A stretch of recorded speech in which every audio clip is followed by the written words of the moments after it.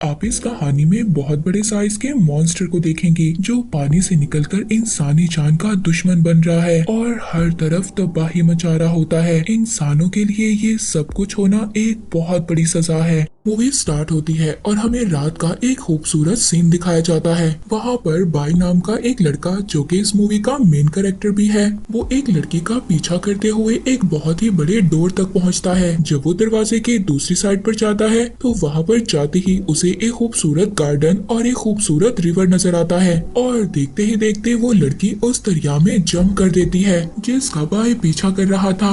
By भी उस लड़की को पकड़ना चाहता था, इसलिए वो उसके पीछे जंप कर देता है। जैसे ही वो दोनों तैरते तैरते दरिया के दूसरे पार पहुंचते हैं तो वहाँ पर आसमान से बहुत ही जोर से बिजली आकर गिरती है जो उस लड़की के कंधे से टकराती है और यही नहीं, वहाँ की जमीन भी मेल्ट हो जाती है और वो उस लड़की को अपने अंदर खींच रही थी। बाई के देखते ही देखते वो लड़की जमीन में दफन होकर मर जाती है। यहाँ पर हमें पता चलता है अभी तक जो हमने सब कुछ देखा था वो बाई का सिर्फ एक ख्वाब था, ना कि रियलिटी थी। बाई जैसे ही अब इन सब बातों को अपने माइंड से निकालकर अपने काम पर पहुंचता है तो वहाँ पर जाकर उसको पता चलता है जो उसका पार्टनर था उसको किसी बिजनेसमैन के गार्ड्स ने पकड़ लिया था, क्योंकि उस बिजनेसमैन का ये कहना था कि बाई के फ्रेंड ने उसकी कोई बहुत ही इम्पोर्टेंट चीज चुराई थी। वो लड़का बार बार कसम खाकर सबको यकीन दिलवा रहा था कि उसने कुछ भी नहीं किया, मगर उस लड़की की कोई भी बात नहीं सुनी जा रही थी। जब उस लड़की को सजा मिलने वाली थी तभी बाई आ जाता है और उसको बचाता है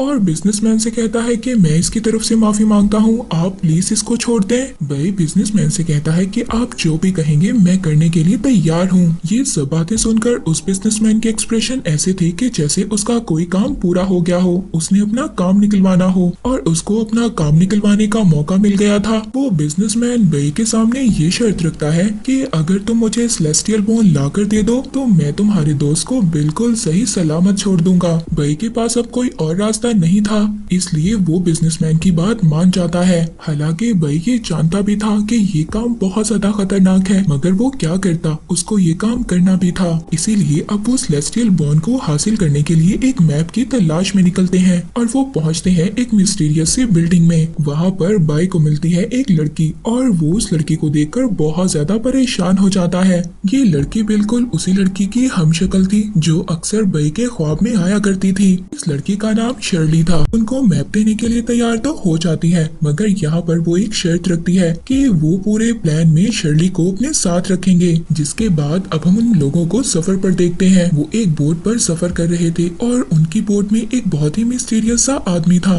वो आदमी उनको ऐसे प्रिटेंड करवा रहा था कि जैसे वो उन लोगों के सफर का मकसद और उन लोगों को पहले से ही जानता हो। अब वो लोग बिल्कुल सही डायरेक्शन पर जा रहे थे, पर अचानक से जब वो नदी के बिल्कुल दरमियान में आ गए थे तो शर्ली का कंपास काम करना बंद कर देता है और साथ ही उनकी बोट भी बहुत तेजी से हिलने लगती है। बाई और शर्ली को ये बात पता चल गई थी कि यहाँ पर कोई ना कोई बहुत बड़ा मॉन्स्टर है। बोट के फ्रंट पर खड़े होकर पानी के ऊपर देखने लगते हैं। पहले तो उनको कुछ भी नजर नहीं आता, पर अचानक से एक बहुत बड़ा मॉन्स्टर उनकी बोट पर अटैक कर देता है, जिसकी वजह से उनकी बोट टूट जाती है। पानी में गिरने ही वाली थी, पर यहाँ पर बाई उसको बचा लेता है। इसके बाद वहाँ पर बाई के सभी फ्रेंड्स इकट्ठे हो जाते हैं उस मॉन्स्टर से लड़ने के लिए। बाई को यहाँ पर एक आइडिया आता है। वो बोट का सेफ क्लॉथ उतार कर उसको एक ट्रैप में चेंज कर देता है ताकि वो इस ट्रैप में उस मॉन्स्टर को कैद कर सके। वो मॉन्स्टर जैसे ही इनकी बोट पर जंप करता है, बाई उसको अपने बनाए हुए ट्रैप में फंसा तो लेता है, लेकिन उस मॉन्स्टर ने एक ही झटके में उस ट्रैप को तोड़ दिया था। अब मॉन्स्टर को बहुत ज्यादा गुस्सा आ गया था, जिसकी वजह से मॉन्स्टर ने बोट पर तोड़ फोड़ शुरू कर दी थी और वहाँ पर अब वो सबको खाने ही वाला था। तभी यहाँ पर एंट्री लेता है वही मिस्टीरियस आदमी जिसको हमने इनकी बोट के सफर पर स्टार्ट में देखा था। वो अपने इलेक्ट्रिक वेपन से मॉन्स्टर पर अटैक करता है। उस मॉन्स्टर को बहुत ज्यादा दर्द हो रहा था और आखिरकार वो मॉन्स्टर उनकी बोट छोड़कर वहाँ से चला गया था।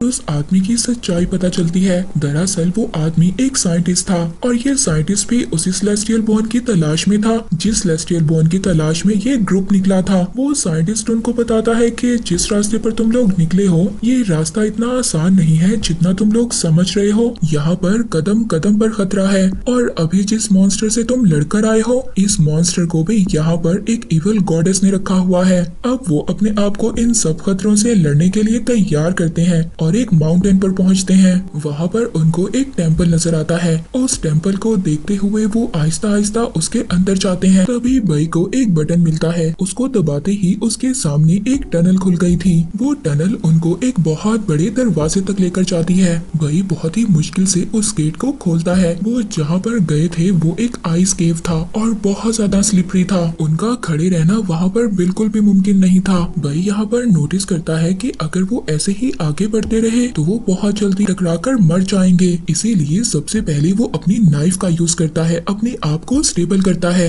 और फिर अपने फ्रेंड शर्ली को बचाता है। दूसरी तरफ बई के फ्रेंड्स भी उस तक टकराने वाले थे। अब बई यहाँ पर ये करता है कि वो शर्ली को अपने दूसरे फ्रेंड्स पर धक्का देता है। तभी वहाँ पर वो सभी एक टनल में गिर जाते हैं और अब वो एक नई केव में पहुंच गए थे। पर बई यहाँ पर खतरे में था, मगर शर्ली अपना हुक डालकर बई को भी दूसरी केव तक ले आती है। शर्ली ये बात नोटिस करती है कि उनके इर्द गिर्द कोई है और यहाँ पर अचानक से शेडोज के अंदर से बहुत सारी आईज ओपन होती हैं। ये देखने में बहुत खौफनाक था। दरअसल ये सारी आईज वुल्फ्स भेड़ियों की आईज थी और यहाँ पर भूखे भेड़िए उन पर अटैक करने के लिए तैयार थे। अब इससे पहले ये लोग किसी एंट्रेंस को ओपन करते या वहाँ तक पहुँच पाते, तभी वहाँ पर सभी भेड़िए इन पर अटैक कर देते हैं। ये सारा ग्रुप उन भेड़ियों से मिलकर लड़ता है। ये अपनी तलवारों से उन भेड़ियों को दूर कर रहे थे और तभी भाई यहाँ पर कुछ लाइट्स ऑन करता है। ये भेड़िए लाइट से दूर भागते हैं। तभी भाई ये डिसाइड करता है कि वो यहाँ पर जितने भी भेड़िए हैं सभी को लाइट दिखाकर सबको दूर रखेगा और बाकी जो लोग हैं वो इस बात का फायदा उठाएंगे।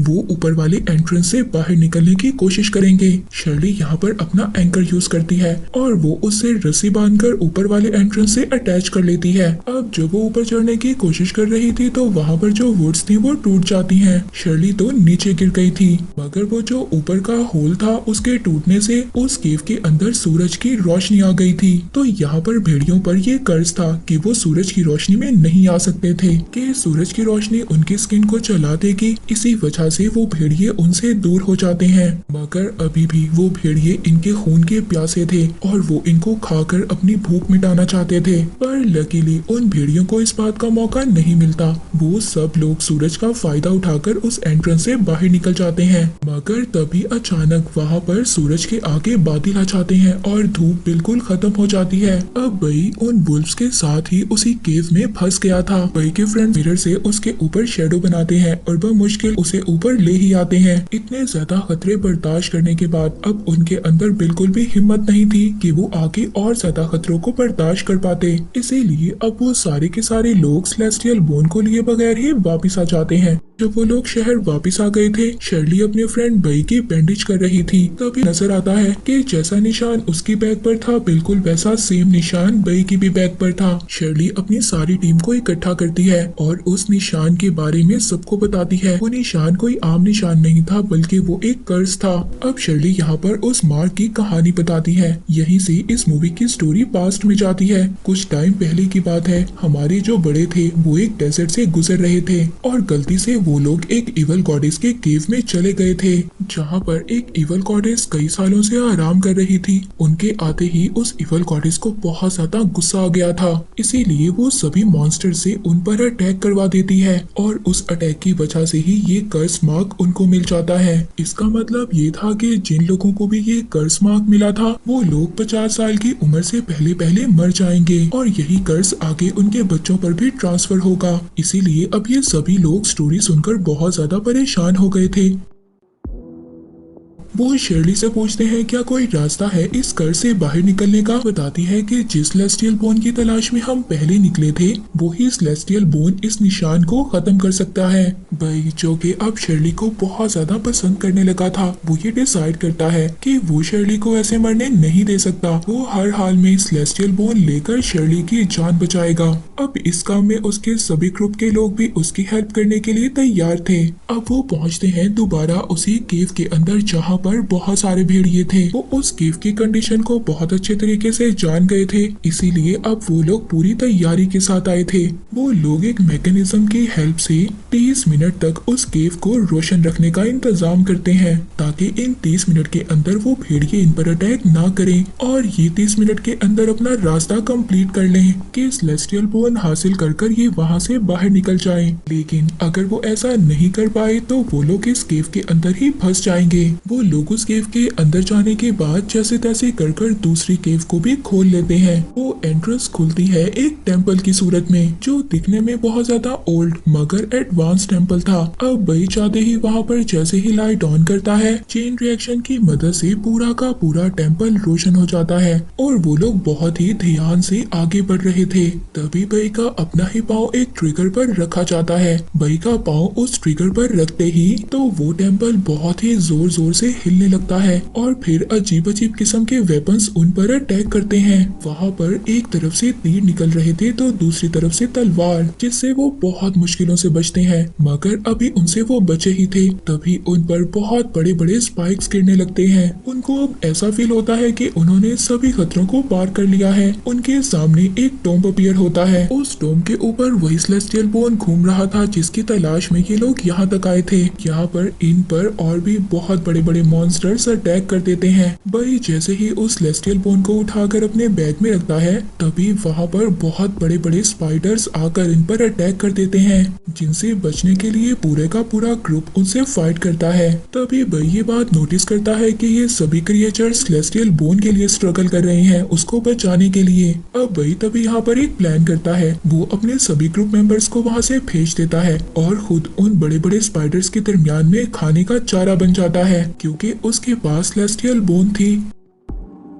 अब सारा ग्रुप तो ऊपर की तरफ केव के अंदर चला जाता है और शर्ली यहाँ पर अपने फ्रेंड को बचाने के लिए रुक गई थी। वो एक एरो से उन पर अटैक करती है। तभी बई को भी मौका मिल गया था ऊपर की तरफ जाने का। अब जैसे ही ये दोनों ऊपर जा रहे होते हैं तो वो स्पाइडर्स वेब का यूज कर शर्ली को नीचे की तरफ खींच लेते हैं, जिसके बाद शर्ली को ये लग रहा था कि उसकी जिंदगी अब यहीं पर खत्म हो जाएगी। पर बई शर्ली को अकेला छोड़कर कैसे जा सकता था। वो जल्दी से आकर शर्ली को बचाता है, पर वो यहीं पर फंस जाता है। अब वो दोनों मिलकर उन स्पाइडर से लड़ ही रहे होते हैं। तभी पूरा ग्रुप उनको बचाने के लिए आ जाता है। यहाँ पर आते ही उस साइंटिस्ट ने इन सभी मॉन्स्टर्स पर अटैक कर दिया था और इसी वजह से सभी मॉन्स्टर्स उनसे दूर हो जाते हैं और उन्हें इतना मौका मिल जाता है कि वो बहुत ही बड़े गेट के पीछे खुद को छुपा लें। पर वो साइंटिस्ट बाहर ही था। वो सभी स्पाइडर से लड़ भी रहा था और अपनी बोतल से गैसोलीन भी उन पर डाल रहा था। वो साइंटिस्ट ये काम कर वापिस आ जाता है।